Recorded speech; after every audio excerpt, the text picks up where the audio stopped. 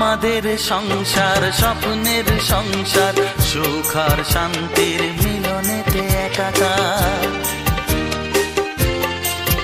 ও আমাদের সংসার স্বপ্নের সংসার, সুখ আর শান্তির মিলনেতে একাকার। এইভাবে একসাথে থাকবো, কান্নাকে হাসি দিয়ে ঢাকবো। আজ এই শপথের সাক্ষী সবাই, এমন খুশির দিনে বলতে পারি